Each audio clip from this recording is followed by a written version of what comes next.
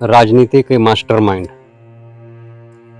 कांशीराम का जन्म 15 मार्च 1934 को पंजाब के रोरापुर में एक रैदासी सिख परिवार में हुआ था। कांशीराम के पिता अल्प शिक्षित थे, लेकिन उन्होंने ये सुनिश्चित किया कि अपने सभी बच्चों को उच्च शिक्षा देंगे। कांशीराम के 2 भाई और 4 बहनें थीं। कांशीराम सभी भाई बहनों में सबसे बड़े और सबसे अधिक शिक्षित थे। उन्होंने बीएससी की पढ़ाई की थी। 1958 में स्नातक होने के बाद कांशीराम पूना में रक्षा उत्पादन विभाग में सहायक वैज्ञानिक के पद पर नियुक्त हुए। कांशीराम एक भारतीय राजनीतिज्ञ और समाज सुधारक थे। उन्होंने अछूतों और दलितों के राजनीतिक एकीकरण तथा उत्थान के लिए जीवन पर्यंत कार्य किया। उन्होंने समाज के दबे कुचले वर्ग के लिए एक ऐसी जमीन तैयार की जहां पर वे अपनी बात कह सके और अपने हक के लिए लड़ सके। इस कार्य को करने के लिए उन्होंने कई रास्ते अपनाए। इसी दौरान अंबेडकर जयंती पर सार्वजनिक छुट्टी को लेकर किए गए संघर्ष से उनका मन ऐसा पलटा कि कुछ साल बाद उन्होंने नौकरी छोड़कर खुद को सामाजिक और राजनीतिक संघर्ष में झोंक दिया। अपने सहकर्मी डीके खारपड़े के साथ मिलकर उन्होंने नौकरियों में लगे अनुसूचित जनजातियों, पिछड़ा वर्ग और धर्मांतरित अल्पसंख्यकों के साथ backward and minority communities employees federation यानी बामसेफ की स्थापना की। यह संगठन आज भी सक्रिय है और देश भर में दलित जागरूकता के कार्यक्रम आयोजित करता है। 1981 में कांशीराम ने दलित शोषित समाज संघर्ष समिति की शुरुआत की, जिसे BS4 के नाम से जाना जाता है, और 1984 में बहुजन समाज पार्टी का गठन किया। आगे चलकर उन्होंने मायावती को उत्तर प्रदेश की पहली दलित महिला मुख्यमंत्री बनाया। ऐसा देश के किसी भी सूबे में पहली बार हुआ था, पर बहुजन समाज पार्टी की स्थापना इन सब में सर्वाधिक महत्वपूर्ण कदम था।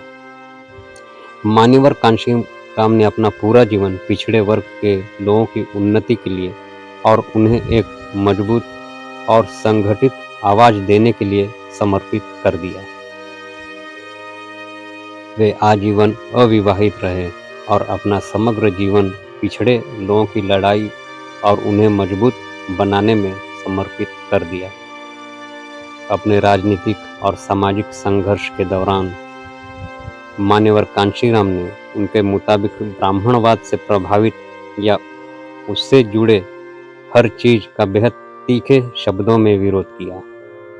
फिर चाहे वे महात्मा गांधी हो, राजनीतिक दल, मीडिया या फिर खुद दलित समाज के वे लोग जिन्हें कांशीराम चमचा कहते थे। उनके मुताबिक ये चमचे वे दलित नेता थे जो दलितों के स्वतंत्रता संघर्ष में दलित संगठनों का साथ देने के बजाय पहले कांग्रेस और बाद में वे भाजपा जैसे बड़े राजनीतिक दलों में मौके तलाशते रहे। कांशीराम और मुलायम के अच्छे संबंध थे। मिले मुलायम कांशीराम, हवा में उड़ गए जय श्री राम। 1993 में कांशीराम मुलायम सिंह की दोस्ती के बाद यह नारा लगा था। नतीजा यह हुआ था कि दलित और पिछड़ी जातियों की गोलबंदी से सपा बसपा गठबंधन की सरकार बनी। हिंदुत्व का एजेंडा धरा का धरा रह गया। एक बार फिर बसपा और सपा ने गठबंधन कर लिया था ताकि 2019 का चुनाव जीता जा सके। मान्यवर कांशीराम का नारा था, जिसकी जितनी संख्या भारी उसकी उतनी हिस्सेदारी। वह देश के दलितों को सत्ता का केंद्र बिंदु बनाना चाहते थे। ऐसे में वह केवल राष्ट्रपति बनकर मुख्य नहीं बनना चाहते थे। राजनीतिक विश्लेषकों का कहना है कि वाजपेयी कांशीराम के लक्ष्य को समझ नहीं पाए। कांशीराम का असली उद्देश्य देश के दलित समाज को उच्च पदों पर आसीन करना था। पूर्व प्रधानमंत्री अटल बिहारी वाजपेयी ने कांशीराम को राष्ट्रपति बनने का प्रस्ताव दिया था, लेकिन मान्यवर कांशीराम ने यह प्रस्ताव ठुकरा दिया।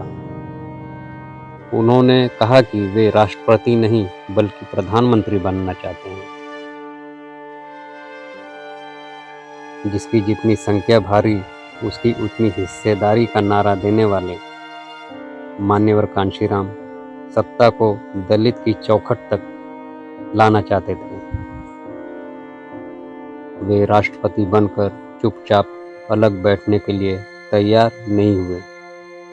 वाजपेयी के प्रस्ताव को कांशीराम ने इसीलिए ठुकरा दिया था, क्योंकि वे जानते थे कि असली पावर राष्ट्रपति में नहीं बल्कि प्रधानमंत्री के पद में है।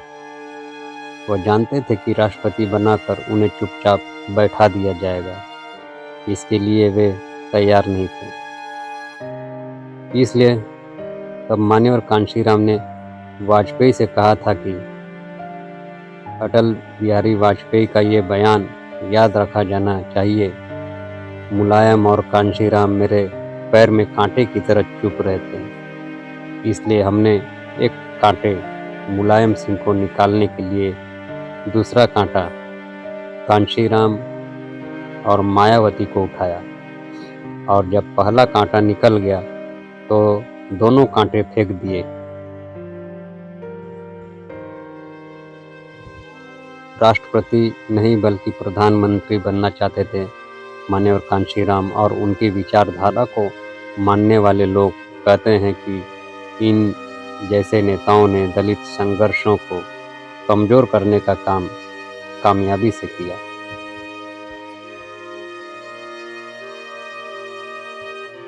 अपनी किताब चमचा युग में कांशीराम ने इसके लिए महात्मा गांधी और कांग्रेस पार्टी को जिम्मेदार ठहराया। उन्होंने लिखा है कि अंबेडकर की दलितों के लिए पृथक निर्वाचक मंडल की मांग को गांधी जी ने दबाव की राजनीति से पूरा नहीं होने दिया, और पूना पैक्ट के फलस्वरूप आगे चलकर संयुक्त निर्वाचक मंडलों में उनके चमचे खड़े हो गए। मान्यवर कांशीराम को मधुमेह और उच्च रक्तचाप की समस्या थी। उन्होंने 1994 में उन्हें दिल का दौरा भी पड़ चुका था। दिमाग की नस में खून का गड्ढा जमने से 2003 में उन्हें दिमाग का दौरा पड़ा। 2004 के बाद खराब सेहत के चलते उन्होंने सार्वजनिक जीवन छोड़ दिया। करीब 2 साल तक शैय्याग्रस्त रहने के बाद 9 अक्टूबर 2006 को दिल का दौरा पड़ने से उनकी मृत्यु हो गई। उनकी आखिरी इच्छा के मुताबिक उनका अंतिम संस्कार बौद्ध रीति रिवाजों से किया गया।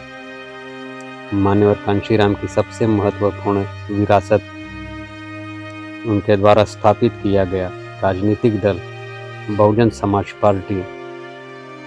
उनके सम्मान में कुछ पुरस्कार भी प्रदान किए जाते हैं।